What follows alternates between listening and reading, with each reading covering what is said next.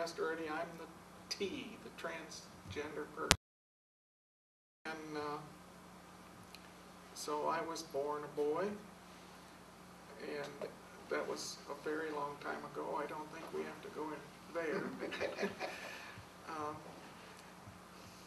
And for most of my adolescent life and a good portion of my adult life,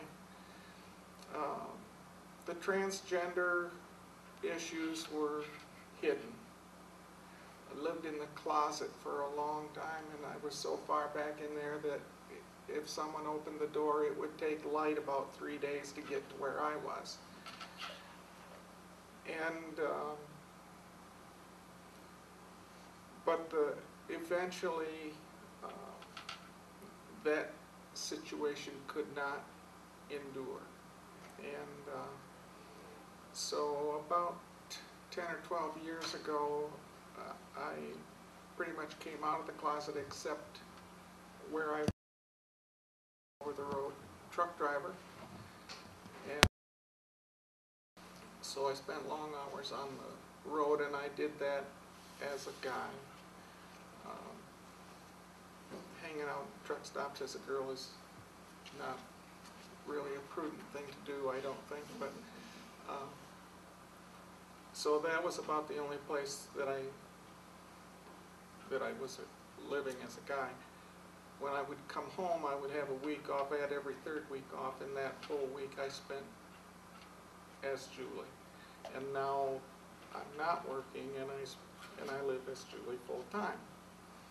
And I go where I want to go, I do what I want to do. One of the things that I have noticed in these classes, I've done a few with Cherise before, is a lot of folks think that gender and orientation are identical, they're the same. They're not. And that's one of the things that makes trans folks kind of hard to explain, because you can have trans folks that are straight, you can have trans folks that are gay, and you can have trans folks that are somewhere in between. And that's probably where I am, somewhere in between. So I guess with that, I'll pass it off to Sherry. My name is Sherry, and I'm a lesbian. As far as I remember, I've always been a lesbian. Probably unconsciously, I first knew when I was about in 7th grade. And I didn't really act on anything until, you know, late, probably like 22. I had a partner for 26 years, so maybe different than some of the other folks. I was a teacher for a long time, and I felt especially sensitive around young kids that were struggling with their identity, that I could kind of see they were struggling with their identity too.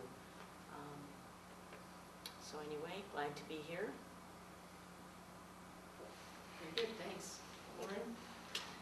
Hi, I'm Lauren. I am straight, and I'm here because I am an LGBTQ ally here at Delta.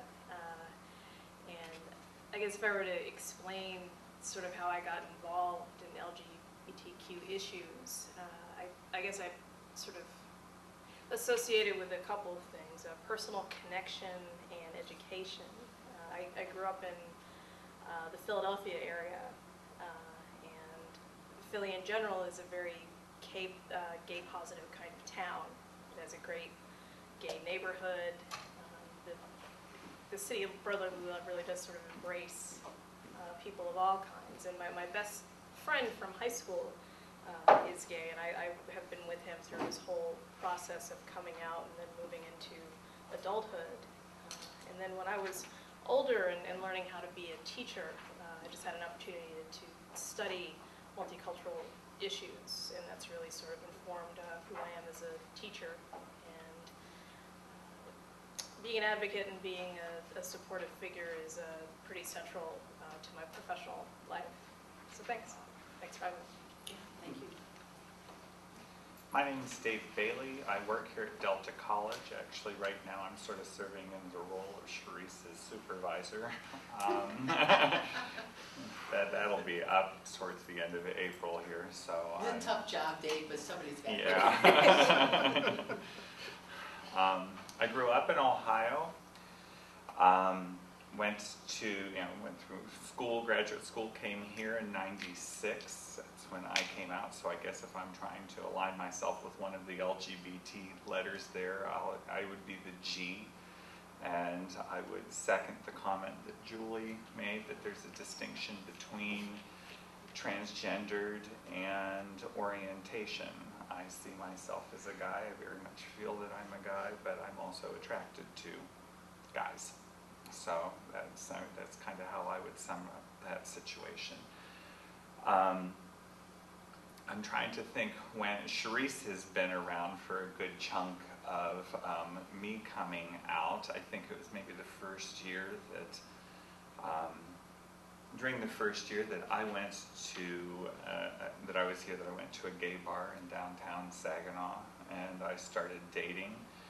I've come out to my classes. I've talked to my classes about sexual orientation as part of the curriculum that I teach. It's not anything particular that they would exactly be tested on, but it's just part of the regular topic of one of the classes that I teach. I've also been involved with some civic engagement activities. There is a group in the area that's a LGBT advocacy group. I was involved in helping to get that established, working with a group called the Triangle Foundation out of Detroit. And they're still, I'm no longer working with the group. I've since moved to Genesee County, but they seem to still be alive and well. I get their regular membership emails, and the group's name is Perception. I'm currently in a relationship with somebody who works at University of Michigan Flint, and I guess as far as questions goes, I would encourage you, for at least myself, to feel free to ask anything that you want to. If it's not something that I'm really prepared to answer, I'll just say so. No, I'm done. Okay. So I would rather that you be more, if there's something that's on your mind and you want to ask, please ask the question. Don't, and I'm pretty open about most things, so you're probably going to get an answer. Just make sure you're ready to hear it.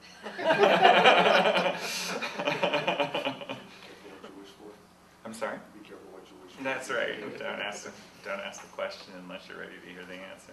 So who wants the first question? We're going to go around the room. We're going to do this differently because we don't all ask questions. So I'm going to have everybody ask a question, but we're going to go around the room. And Noah's ready to start, so go ahead.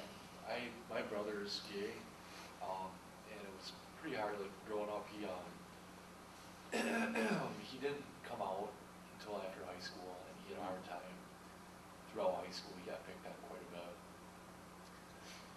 You have to excuse me, I have a bit of a cold. I always made it clear to him that he was my brother and that I would love him no matter what. But he still had a really tough time, and he recently married. He met his fiance in Barcelona, Spain, and they were able to get married there. So he's living there currently, and he loves it. But I can see that he and his husband David maybe want to come back here at some point. What's your outlook on marriage in this country? I mean, In this country, Yeah. I think it depends on where you go Yeah. and where you're coming to. I'd have a hard time recommending Michigan Yeah. right now. But there, I mean, the future there's, of it, though. I mean, you think it eventually. I think that the legislation that we're seeing at the state level on the West Coast and on the East Coast, and New York, I think eventually that's going to bring along the federal government, and then I think that there's going to be a tipping point with the states where the federal government has to address it in some capacity, and that'll bring everybody else along. But that's just my guess. I mean, my background is genetics and biology. I'm by no means a political scientist here. I just watch the issues. Does anybody else want to throw out their thoughts on that from the panel? Lauren, what do you think about same-sex marriage?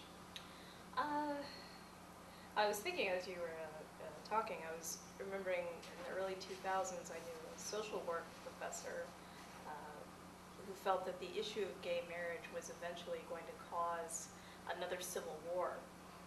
You know, he thought that it was going to be that polarizing, and at the time I thought you're overreacting. I'm sure that's not true. You know, but I have to confess that was when I lived in a liberal bubble, and everybody that I talked to really, you know, sort of thought the same way. And since moving here to Michigan, I've only lived here for a couple of years, I find that I'm still kind of surprised at the level of conservatism, you know, that we all sort of experience. And I would just encourage everybody who's passionate about this issue to just keep lobbying, keep advocating, okay? Because people who oppose this want everybody to shut up and go away. And, you know, and I'm married myself, and I want everybody to be able to get married. And I'm going to do what it takes to have that happen.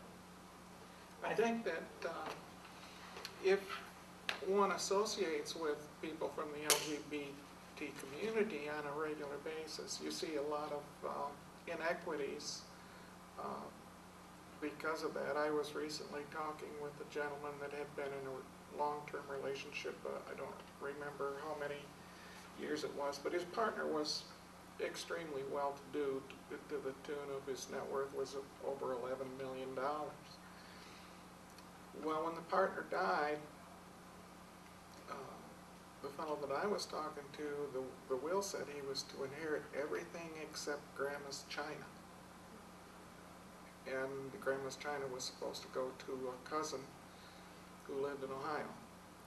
Between the cousin and the attorneys, they got it all. Every bit of it.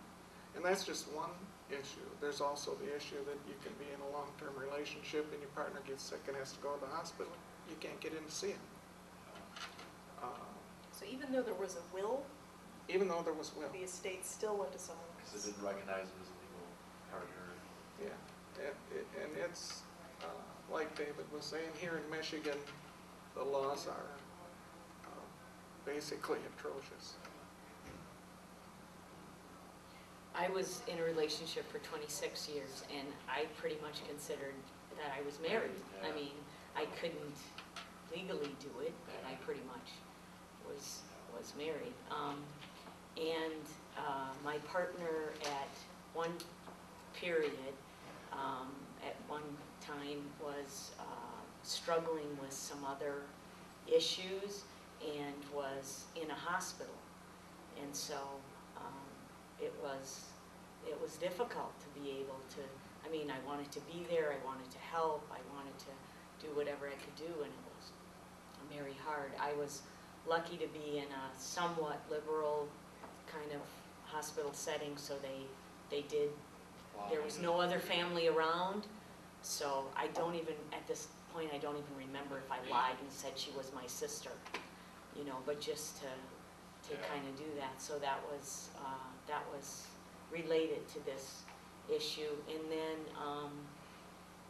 I've had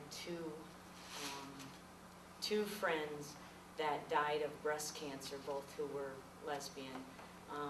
One of them died when she was very young, at age 36, and her family came in and pretty much took everything. So the other partner was a little older and, you know, was settled and had an income and stuff like that. But if some of that had been, you know, not as stable for her, there might have been a difference. And then the other friend too, they owned a business together as well. And when Charlene passed away, then Elizabeth was left with a real mess. And she had, and it was another case where Elizabeth, who had passed away, I'm sorry, Charlene, who had passed away, family was much more well-to-do and kind of old South money from Atlanta, and so it was there was a lot of taking of stuff. So, It's tough. And I same with think- insurance too, I mean. yeah, insurance coverage and end of life situations, hospice, and all. I think the national dialogue, you know, recently I heard somebody summarize a conservative perspective as fundamentally believing that there's one truth and that we probably have found it. Where a liberal perspective acknowledges that we haven't found it or that there are going to be multiple perspectives. And I think that that's the essence of, you know, I think of what's going on with this discussion right now, because it's very difficult for somebody who is actually experiencing these kinds of identity issues to, you know, while that there might be that internal motivation to question whether you're gay or whether you're lesbian or transgendered, and it's so difficult to shift your perspective to figure out how that way of life can work. For somebody who has never had that kind of attraction or has never had the reason to question their own identity in any number of ways, it's almost a question that doesn't ever make it onto the table to ask. And it seems to me that this would be one of the things that would be so difficult for people to acknowledge, that there's more than one truth and more than one way to look at it. And I think that that's what the battle is. It's not about who I'm attracted to. It's being able to get people to understand that my experience isn't theirs in a very real way, and not just because I choose to be different. The other thing I was thinking of as we were talking is, I have a nephew who's really struggling. He's like 21. He has, I would guess that he's going to be one of the Qs there on the list.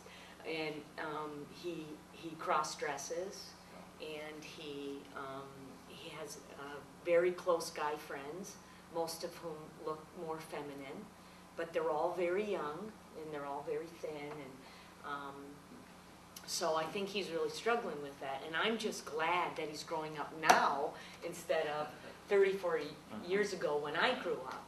And then I also have a sister who is just recently divorced, and her husband came out as gay. So if there, you know, if it had been more open 30, 40 years ago, would it have been easier for, you know, Dan to not hide in his first marriage and then have a couple kids who now it's affecting their lives, and then hide in his second marriage and, you know, have a couple of stepkids and have it affect their lives? And if it just could have been a little cleaner, you know, fortunately I was lucky. I didn't have a whole lot of, you know, I knew what my mom and dad didn't agree with, and as soon as I turned 22, I left and went to 1,000 miles away and kind of grew up. That's one thing, So- like my parents were pretty understanding, which was nice. Yeah.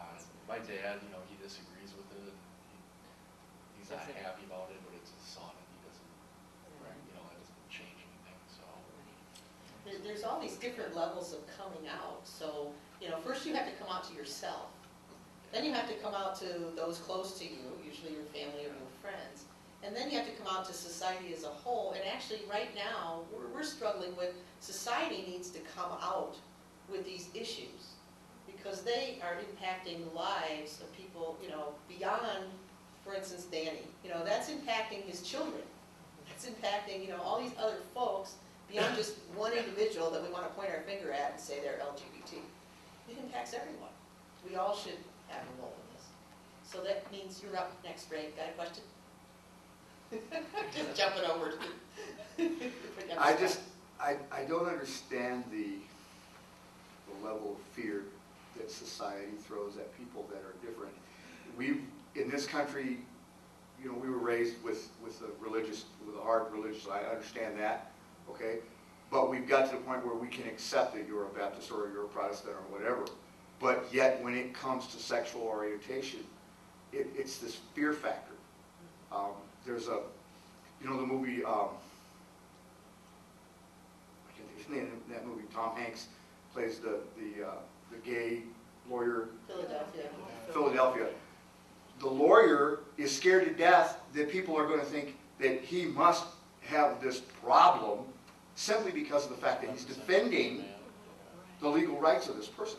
Why do we have such a tremendous level of fear about something that we don't understand? I mean, I know that's part of it, but I don't understand why it has to be such a hatred, such a fearful issue. I don't understand that. That, in my never to be humble opinion, that's where prejudice is born, is in the fear. And people fear the things that they don't understand.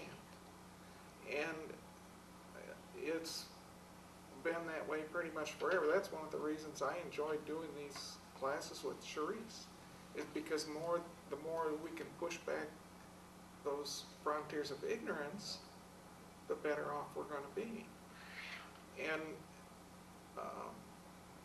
it's kind of strange in some ways, because I've had people,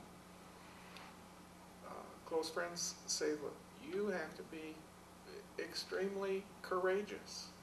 Mm-hmm. That's not true. I have to be who I am. And so it's not a matter of courage. I just have to be who I am and hope that other people that I meet will relate to me.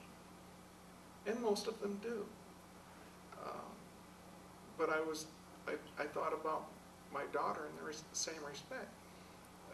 A lot of people tell her that she has to be courageous because she has MS. It's not courage. You have to deal with what life has given you. And At that level, it's grace. yeah, It's your choice of how poised do you wish to be with this. I got hurt 4 years ago. I broke 2 vertebrae in my neck, and I had to deal with it. It was a mess. It took a long time. It took a year, but after a while, you come around. You just have to do what you have to do, regardless if it's easy or not. You just have to do it. So. I think it's interesting that you prefaced part of your remarks with how religious we are as a country. But I find it interesting that so much of these inequities that we have to deal with are caused by religions that are so hardline in their outlook. Promote fear.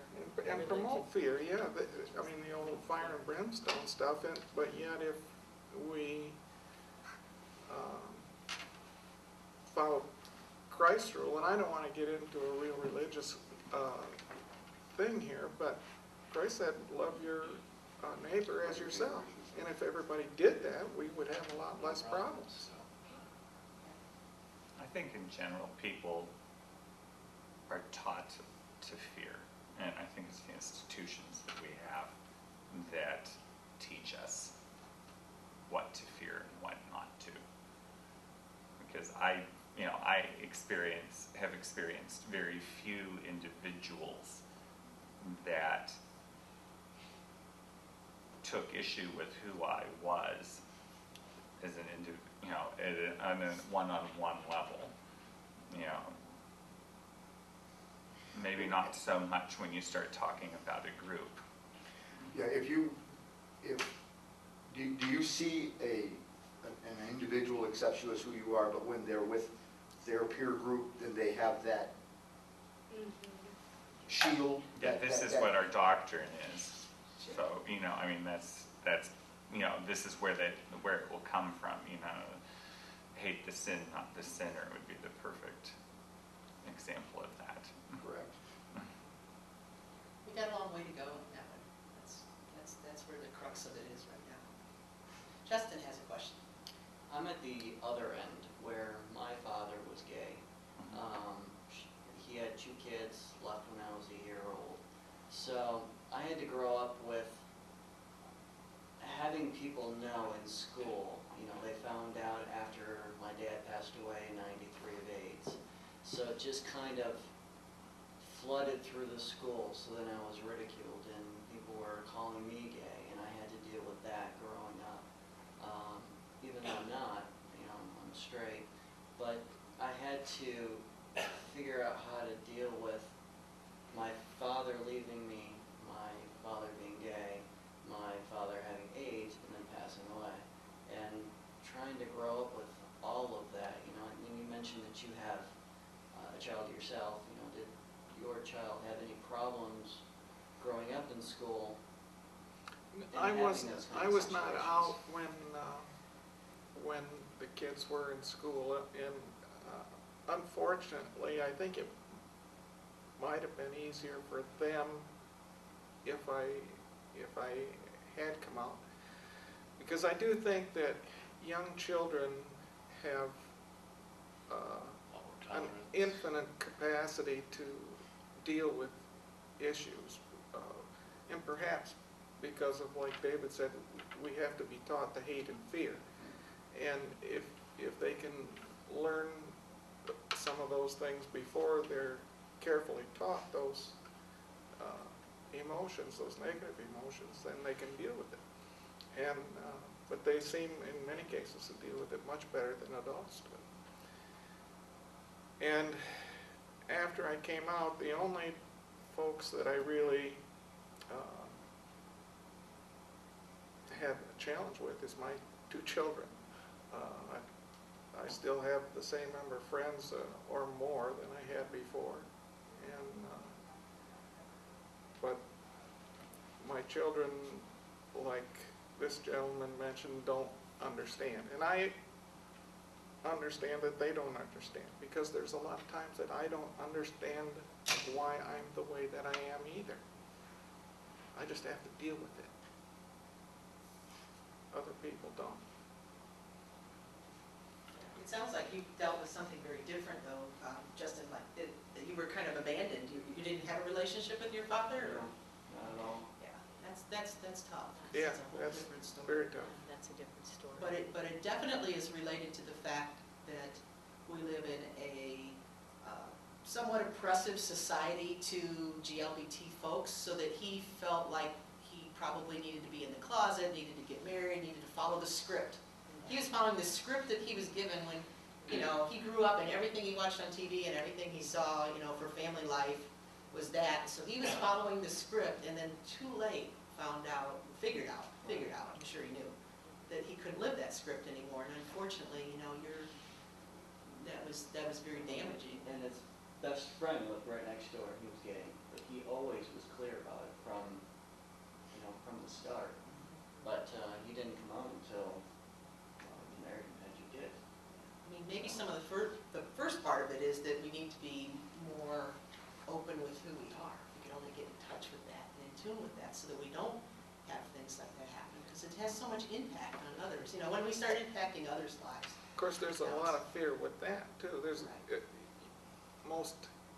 any LGBT person who is not out of the closet, if you talk to them about coming out, that is a Because they have a world of fear that they Oh, have to face. absolutely. So Yeah. you're like caught between a rock and a hard spot in that Mhm. position. Yeah, absolutely. But when you mentioned that your father died of complications of AIDS,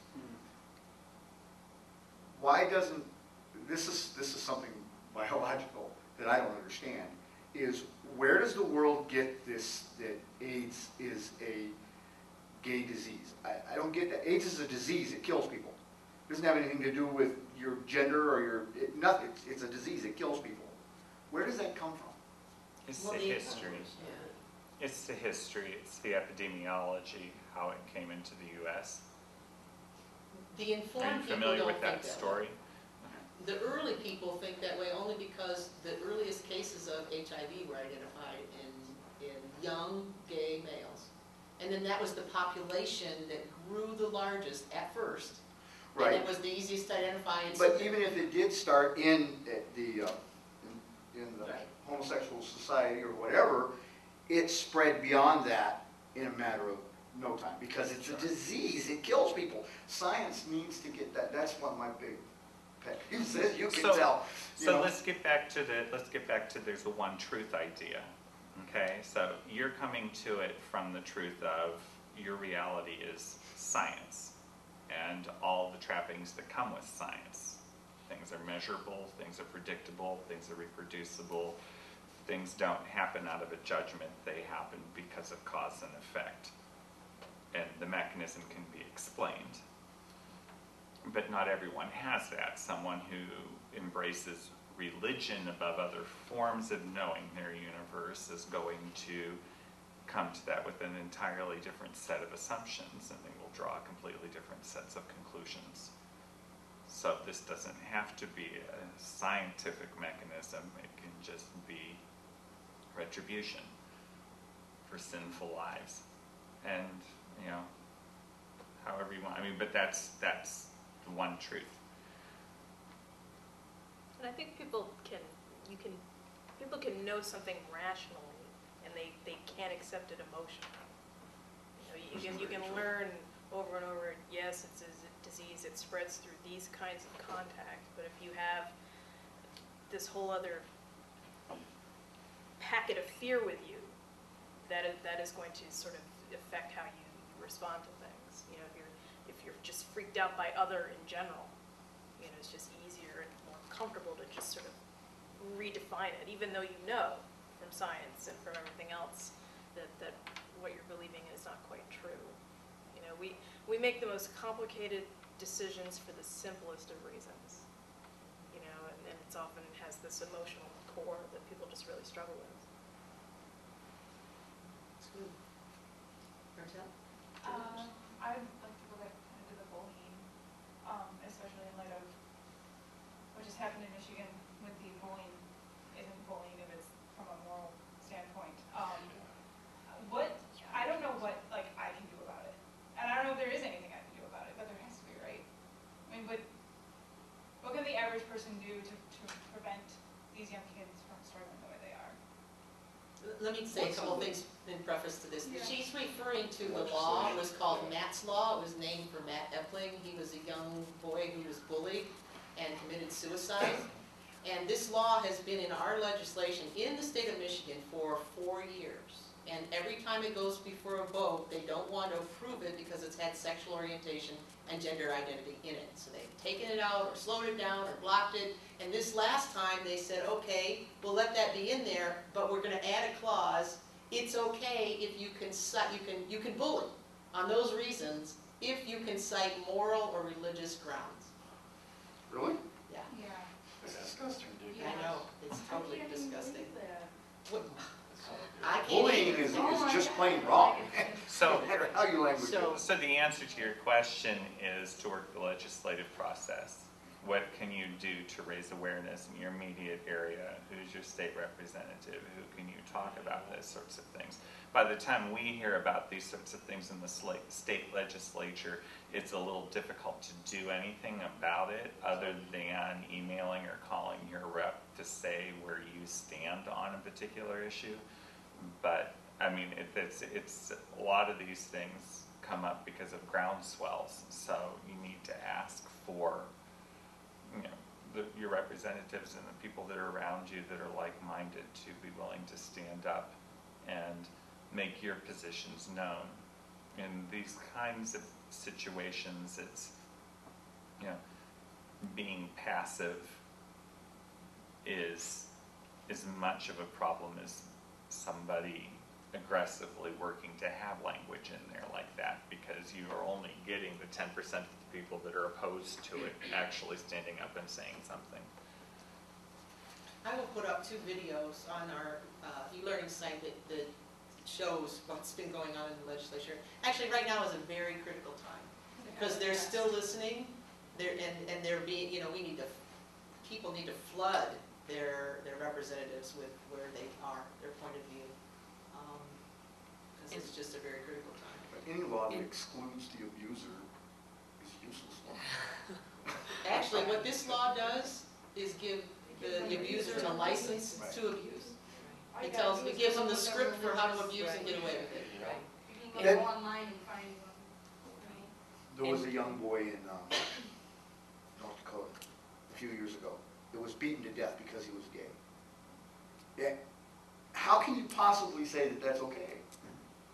Happens all the time. And when I believe the argument is called it's panic defense. When I you- hit when on go- you and. So I'm afraid of you, and you're already knocked out, but I get to keep thumping on you because that's. I'm And it's sorry. worked. And it's worked. And what happens to me as a teacher, having been a teacher for 30 years or so, is that I immediately, when I see that kind of legislature, I think legislation, I think of faces of kids that I know are going to struggle with that. I think of my little kindergarten girl, Barbara, in her tough jean jacket, you know, and she's so proud of being a tomboy. And then I think of little Aaron, who wanted to play in housekeeping and be with the girls and could hardly wait to be a cheerleader when he grew up, 5 years old. And then Andy, who was just the most soft-spoken, you know, young man who's got all these big, tough, big brothers with him, and just worry about them. You know, what's going to happen to them when they get to middle school, when they get to high school? And they're not hurting anybody else. I mean,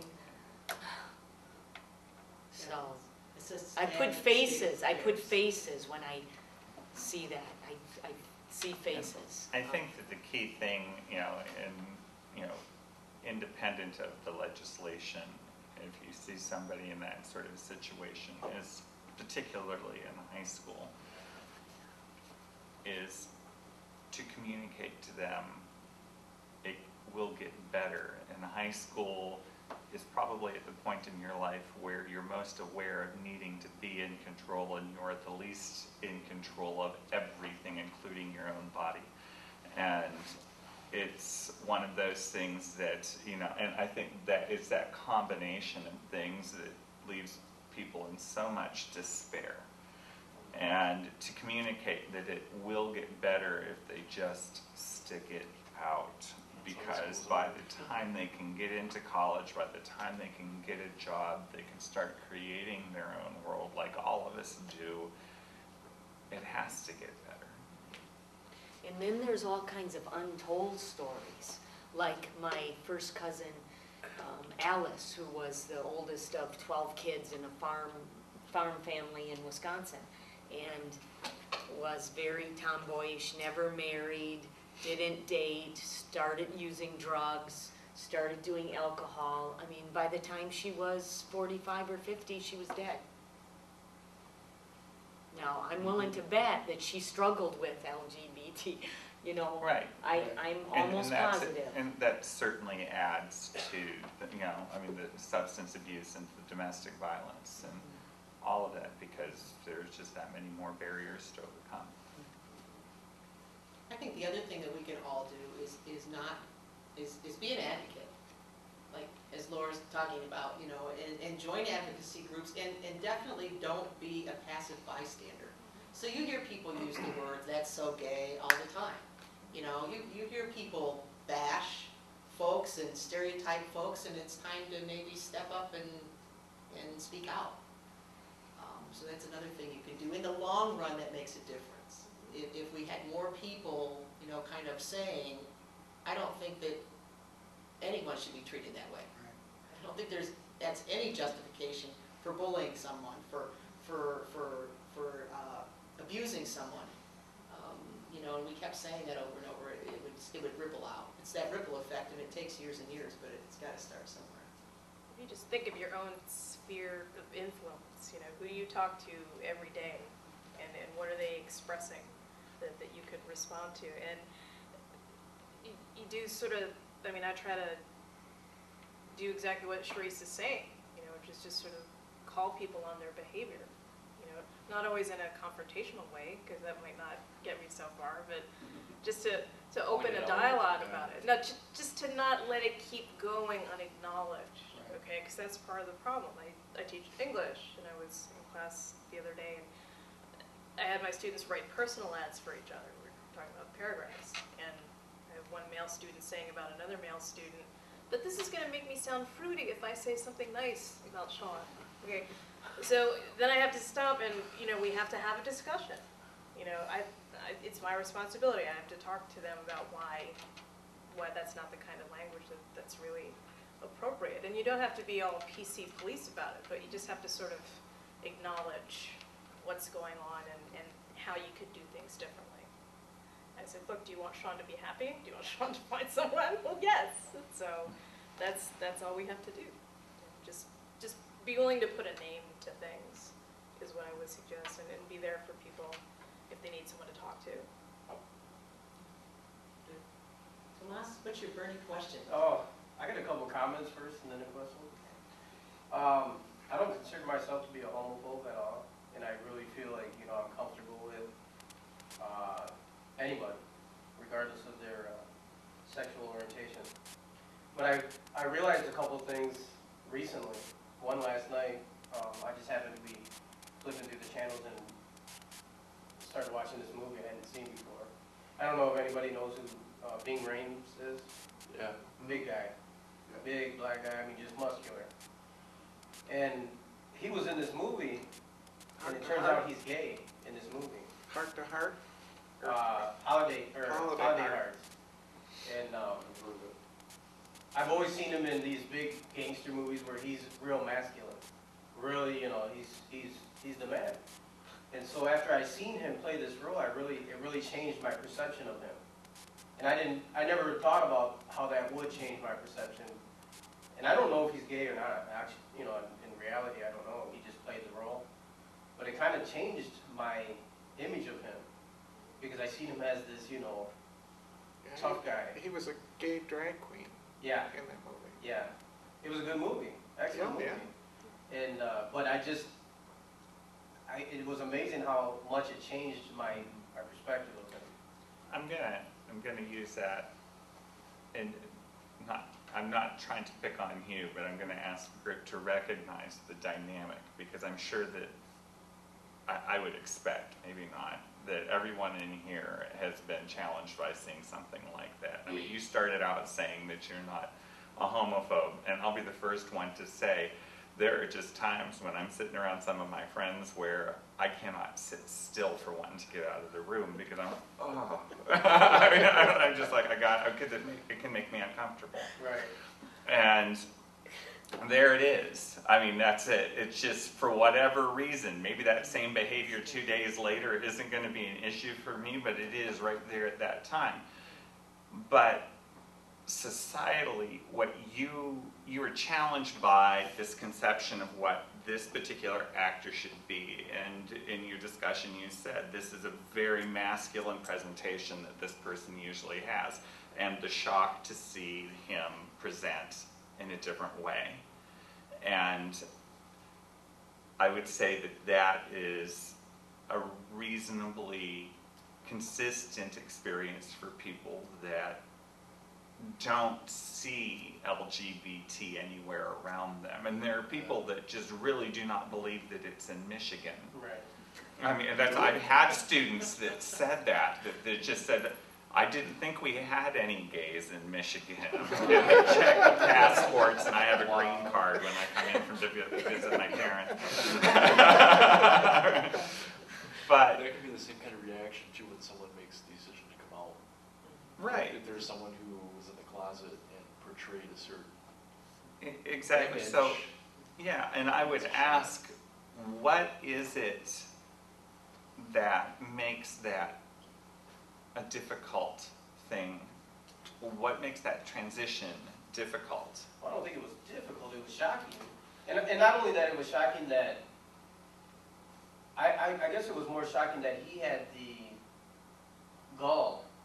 Because a lot of men that feel they're masculine and they have that persona won't put themselves in that position and act like, oh, somebody might think I'm actually gay, but I'm gonna act as, he did a very good job acting it. So what's the risk in doing that?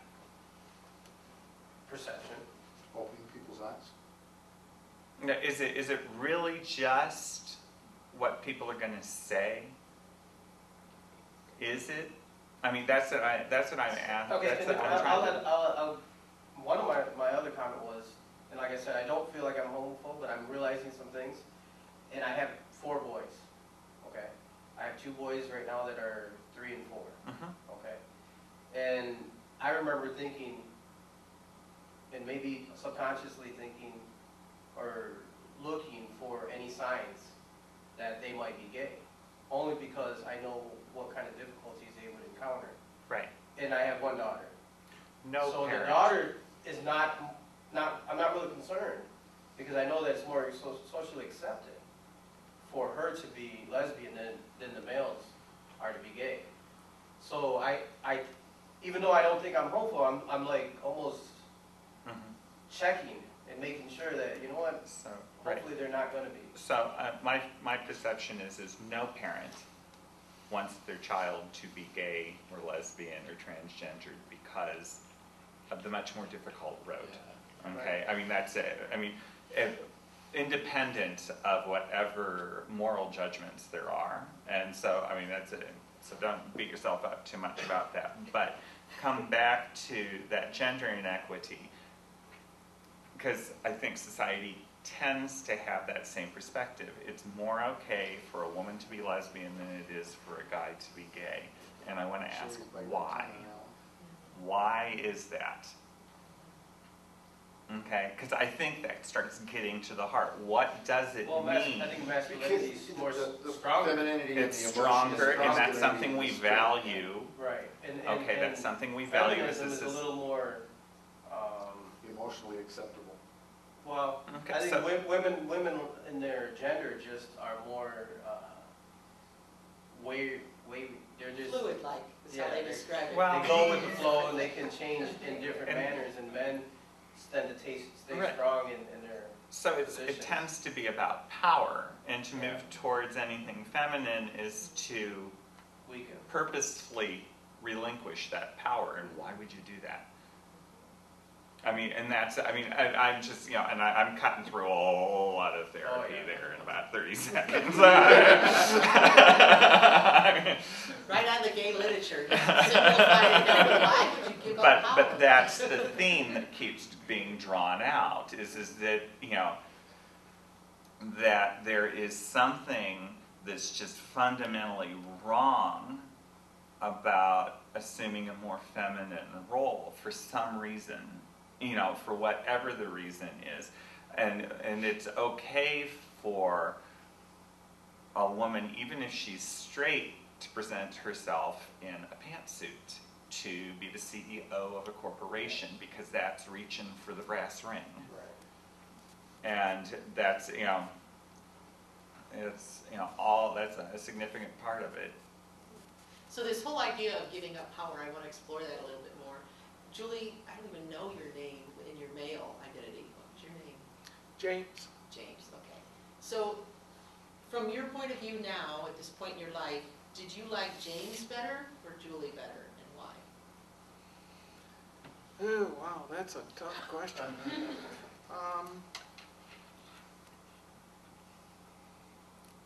Well, obviously Julie won the battle.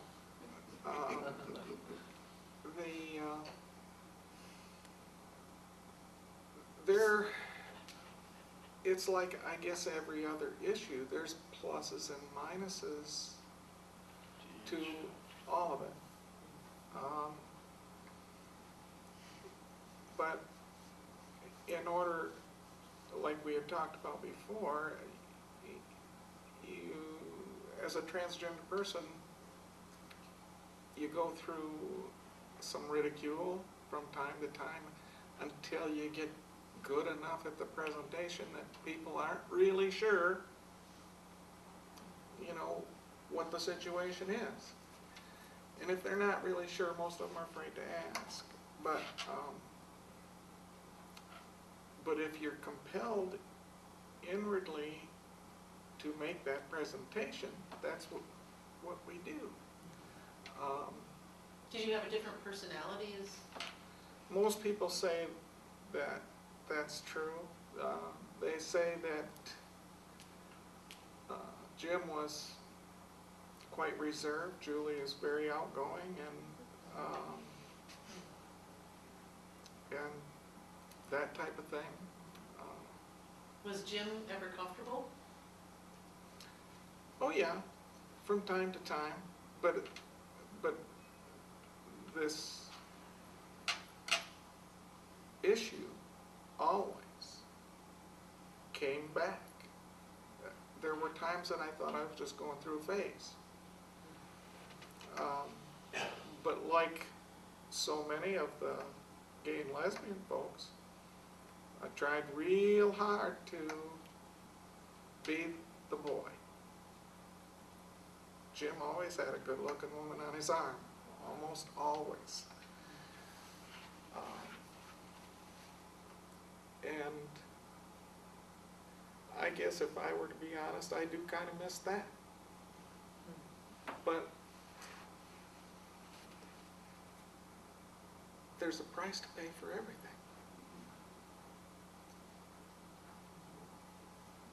And so I'm comfortable with who I am. I like who looks back at me from the mirror. And I guess that's the most important thing at this point. Thank you. Teresa, I still have a point. Oh, go ahead, go ahead. I know that, like, race, we discussed race last time. They say that they tend to migrate to the locations, similar locations, like blacks live near blacks, Mexicans, they congregate. Do LGBT people do the same? And, well, because I noticed, I used to live in Grand Haven, and I used to go to Saugatuck a lot. So there was a lot of lesbians, gays up there, and they were very open about it. I hear you guys talking about being open, but they were holding hands, kissing, public affection, very normal. And I think the majority of that area is gay and lesbians, and a lot of money up there. So I was just wondering if that's something that attracts gay and lesbians to an area, or do you try to stay away from areas that, like they said, they don't even know? Somebody did said they didn't even know that they had gays and lesbians in Michigan. For me, that's changed over time. I think when I first came out, I felt a great deal of security going to some place that had a very strong gay identity. The first time that I went to Toronto, and I mean, how fabulous is this? Their gay area is on Queen Street. So the first time I was there, I'm like, I just never want to go home. Or Chicago. Yeah, there's Halstead. Yeah. I mean, that's it. And even in Saginaw, there are neighborhoods that I know about. So yeah, I think that as a group, you can find, just about at any level within a city, within the state, even nationally. I mean, you can point to San Francisco if you there. So, okay.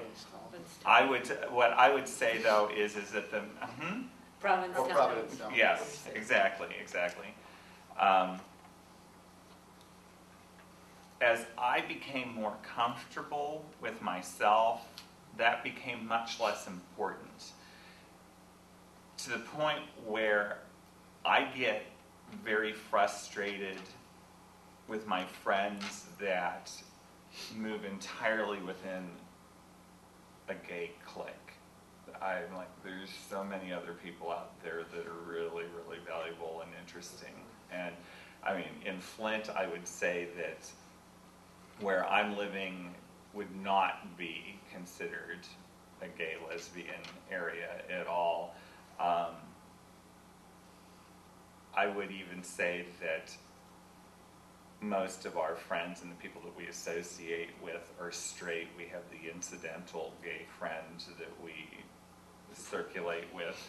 I think that's what's absolutely necessary in order to get some of this legislation passed, because the LGBT community is not large enough Right.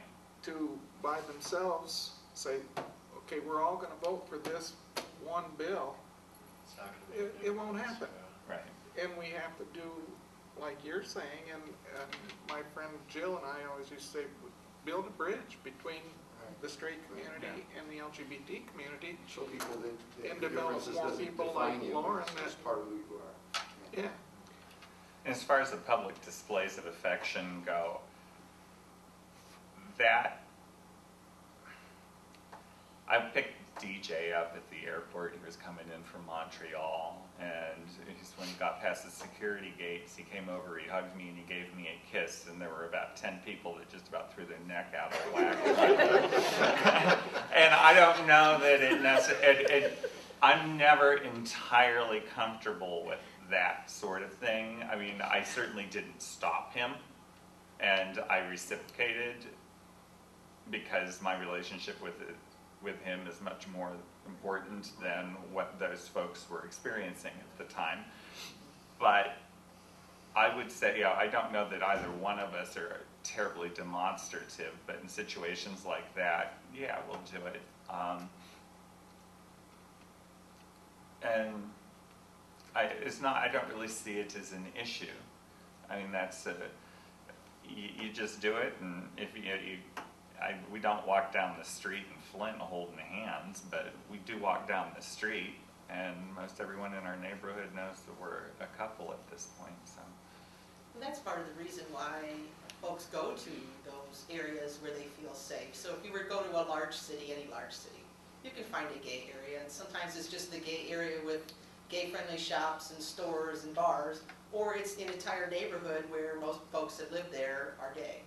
But then you can feel more comfortable to do all the things that you do normally anyways. Hold hands, or give your wife or significant other a kiss. I mean, those are things that people do naturally.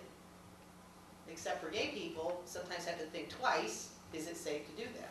In Saugatuck, it's safe to do that. Now, that doesn't, but there are going to be some folks there that's going to cause them a little discomfort because they've never seen it before. But, I mean, I guess maybe my question to you would be, when you see that and it's different, do you say to yourself, but that's just like if I were to do that with my wife?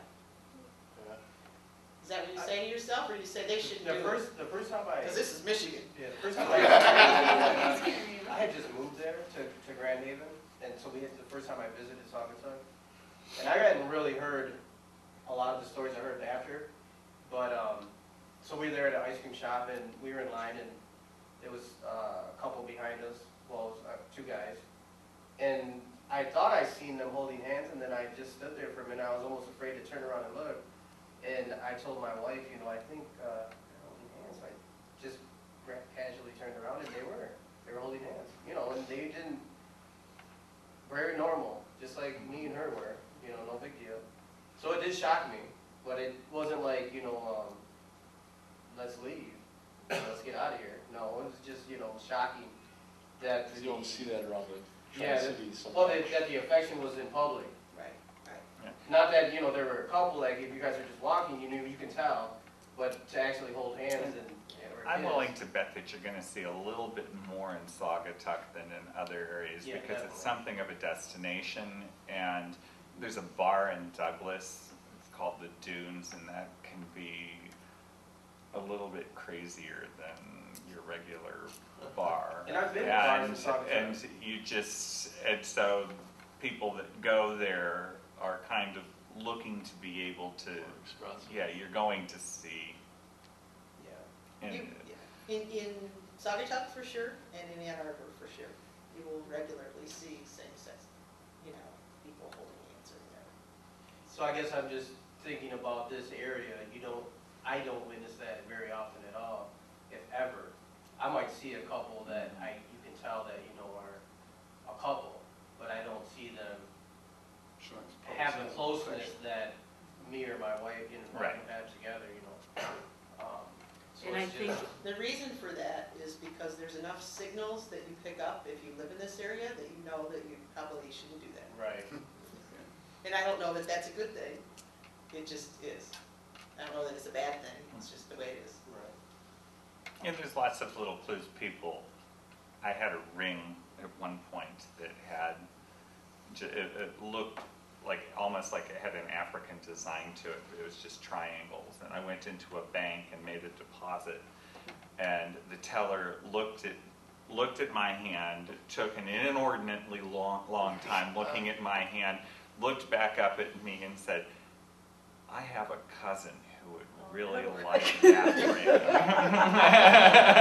I thought you were going to meet you. And I mean, at the time I was trying to come up with an account for a student group on this campus, and the conversation just shifted. Well, then let's see what we can do for you.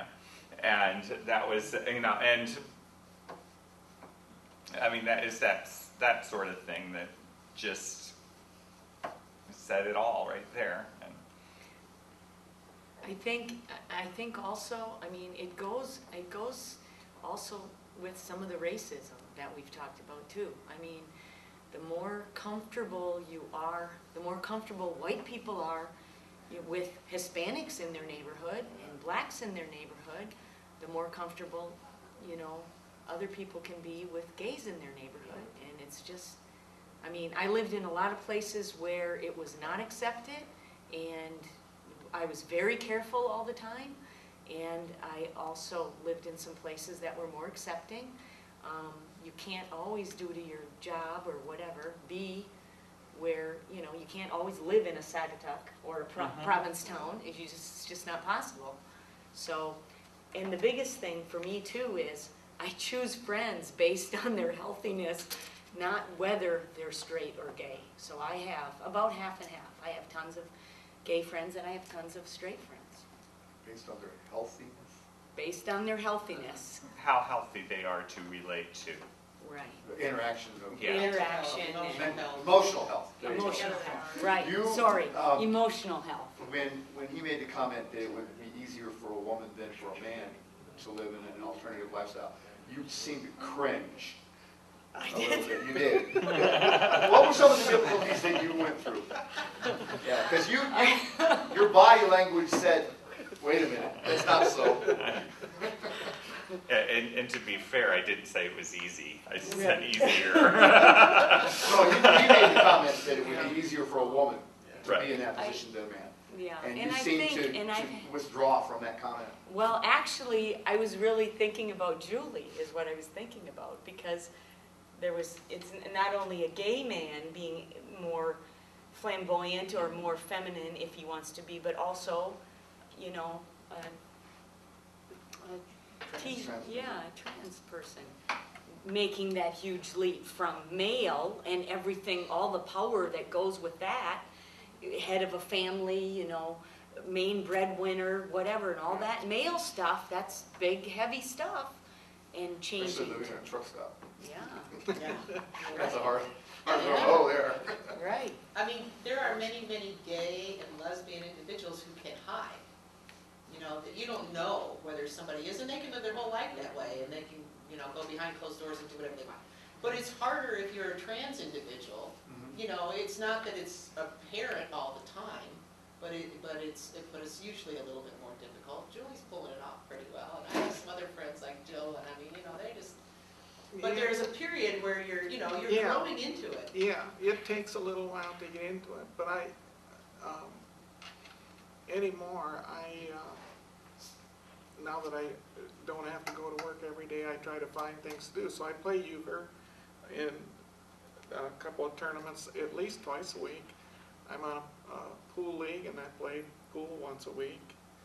And everybody there, I'm sure that perhaps some of those people know my business, but not all of them, and nobody seems to question, although I did have an interesting situation occur a week ago or so. I met this fellow, a gay man that I had met before, and I was at a euchre tournament at the KSC Hall over in Bay City, and we also played pool there. And anyway, after the tournament was done, he came up and approached me and said he'd like to chat with me, but didn't think that that would be a good location, being as all it was the Knights of Columbus Hall. But so we chatted at the bar for a few minutes, and he wanted to go to a better location, which I said was okay. But the bartender, I guess, slipped him a note, because one of the guys on my pool team is a gay guy, and his sister is on the Knights of Columbus team. So I presume that the sister, because of my friendship with with her brother, knew about my business. But the bartender slips a note to the guy, not knowing that he's gay, saying, "You better be careful, she might not be exactly what you think."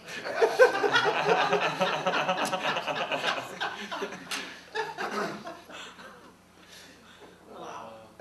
But to answer your question, I was very blessed. I didn't, you know, I worried more about my dad than in his, because he was very, you know, person's gay because their parents raised them wrong. You know, they let the girls be too much of a tomboy, and I mean, he was just beating himself up. So that was a lot of parents do that. Yeah, and that I worried more about him. There was one job, one boss that completely changed her mind. She loved me the first year because I did all kinds of things to help her with the science committee and blah, blah, blah, and all this stuff. And then some parents came to her, 2 parents from a neighborhood, and then the next year she was blackballing me. So, and then that particular year, it wasn't just because I was leaving, but there was like 40 people leaving because she was such a bad principal. But that happened. And I had one friend that I was very close to in my early 20s, and when she found out, she stopped talking to me. But that's not too bad for 50 years. I was run off the road once. I was me and a couple other lesbians on a soccer team, and it was a bunch of rednecks outside of Atlanta, Georgia, and they saw the bumper sticker. So that was kind of scary. But I haven't, fortunately, I haven't had as much harassment and bullying as many people have. Lots of people don't know and don't realize that you can be blackballed in the state of Michigan by your supervisor or whoever, and actually fired simply for being gay. There's no protection. It's not a protected class. Really? I didn't know that. Yeah. If the organization adopts the position that they won't, then they're bound by their own set of rules, but it's not a state mandate.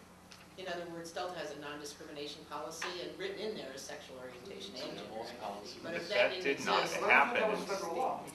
oh, And Delta did not adopt that until the board meeting that they adopted that was the same night as 9/11. Oh, wow. So it was, recently. yeah. It was recent. PJ, are you up? Do you have a question? I don't. Everybody else kind of took all the ones that I had gathered up. Then you want to tell us any part of your story? Well, I actually have 2 gay parents. They were actually got together when they were really young and had a family and everything. Actually, I know Miss Julie. She lives right around the block from my mom, Vicki. Oh, yeah.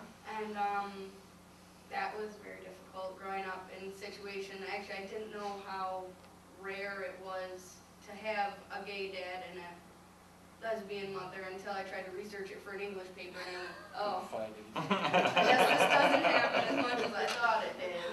So that's this is a great panel for me because I'm a great advocate for it. I'm very pro and very open. Having 2 gay parents makes you like that. It makes you very open to other people's differences.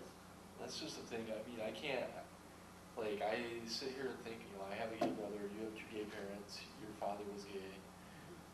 And it seems like everyone I know is some way connected or related to the gay community.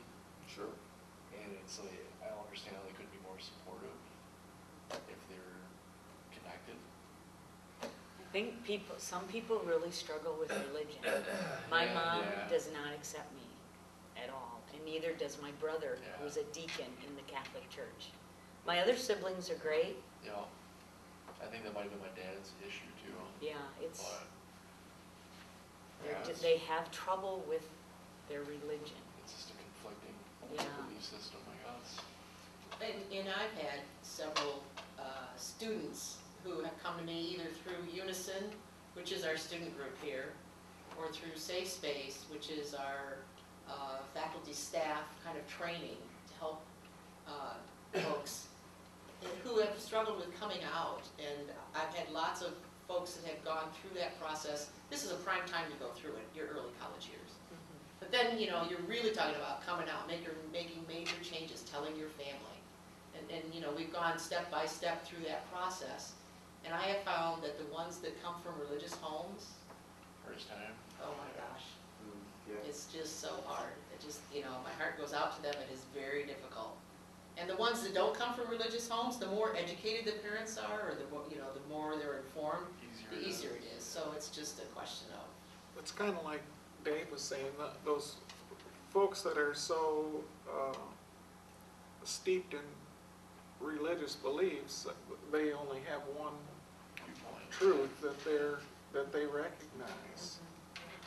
And so it makes it difficult to deal with that. How could you grow up loving someone, your brother, okay, and then as an adult you find out that your brother's gay and all of a sudden you hate it? Change, yeah. I mean, he's still your brother. He's still the guy you played soccer with. There's just something in your brain that doesn't I allow agree. you to be able to understand. What it is it's a disappointment and a betrayal, I think.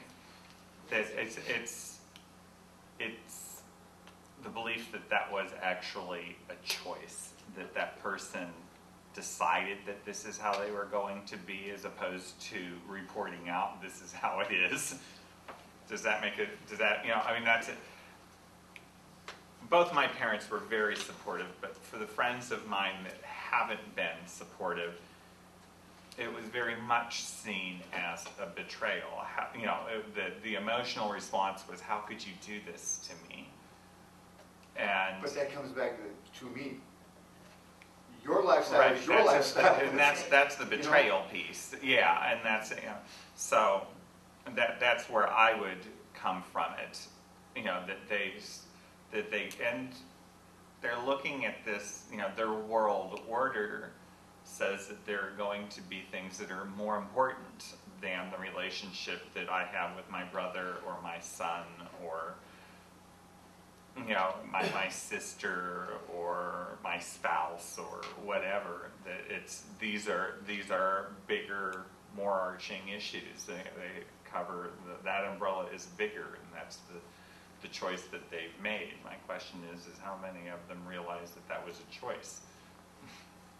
Yeah, I mean, they're saying that mine was a choice. I'm going to ask them if theirs was. Right.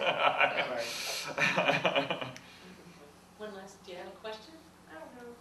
Anybody want one last question? Other topics we haven't touched on? What about, actually I do. When I used to spend a lot of time down in East Lansing at MSU campus, my friend Katie, she'd go there all the time, and so, and me and her were like really tight and everything, so I'd go down all the time. And she spent a lot of time with a lot of these girls, and over time, I didn't even know, but apparently most of them were lesbians. And I began to notice that I was feeling almost left out of the group. Like in a sense, almost I was being discriminated against because I didn't like girls.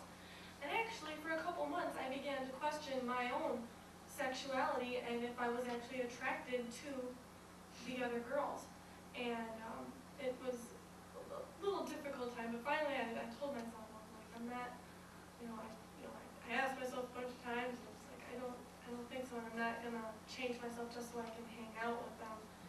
And, a lot of them now, I talk to them, we're good friends now, but just for a certain time, it just felt like I was the one who was left out because I wasn't bi or I wasn't lesbian. So I don't really know how that could be a question, but it's more of an experience. I think that happens happens is I think that happens as people are coming to terms with who they are. They need to insulate themselves a little bit to get their orientation, to figure out what direction they're going. And I think that new people, sometimes it takes a little bit more vetting. I'm not really ready to let someone in that close yet, and I need to see what they're about.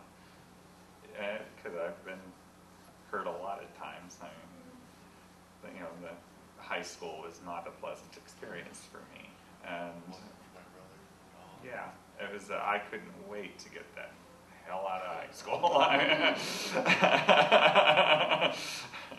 But, and I think part of it was what Julie said too, about you learning what yourself was, you know, just, you know, checking in with yourself and being comfortable with yourself. And true friends are going to like you whether you are or not, Absolutely. you know, and then Absolutely. accept you for who you are or not anywhere on the scale. So, And there's also there's always the risk when you're coming out of losing the relationship. And it's difficult. So the more important the relationship is, the greater that risk is, which is why a lot of people come out to their family last. And if your friend that had been inviting you to East Lansing was uncertain, you know, I had guy friends that I knew were straight, but I valued the relationship with them. And I didn't want to come out to them because I didn't necessarily want them to think that I was interested in them and for them to be uncomfortable and this to become a barrier in a relationship. So I don't know how much of this was actually part of the dynamic there, but And I think it can be. in a way that it is not negative, I mean, they were going through something and sharing something together that you weren't a part of, you know, because you were straight, you know, so they were having sort of a different experience. And it is interesting to sort of be the hetero amongst the gay folks. I used to hang out with my friend when he lived in the Village in New York, and his friends would advise us, look, don't go to that bar, they don't like women there, they don't want to see straight people in there. I don't know if that kind of thing still goes on quite as much, you know, but I think, I don't know, and other people can obviously speak more to this. It seems like the gay identity is such a hard-fought one to get anyway, and then to have to keep explaining that to people and constantly be confronting that difference, you know, it's just got to be very, very difficult. And I'm the advisor for Unison, and I had thought before, well, should I be doing this because I'm straight? Maybe there's a gay or bi staff person here who should be doing it instead. I talked about it with a friend, and he said the thing is, we need people like you. You represent the majority. You know, who better than you to show how differences, how these aren't important. You know, so It's self-serving if we're. It really Sure, it is. of I mean, course. I was the faculty advisor for the student group for a number of years, and I mean, besides it being just exhausting, it ends up being. It really does come across as self-serving. It's a much more powerful message when somebody who It's coming from isn't someone outside. suffering it, who can't be classified as a victim, is Right. up there delivering the message to. when I tell students that I don't laugh exactly, but I can see the equation going through their minds, okay, when I say it, because then they're trying to figure out whether I'm gay or not. And they sit there and like, wait, did you mention this past? You know, I can see the whole process happening, and so I kind of appreciate that about it. I don't know if we've given you useful feedback or. Oh, yeah. Plus, she has an answer for her final exam, so it's okay.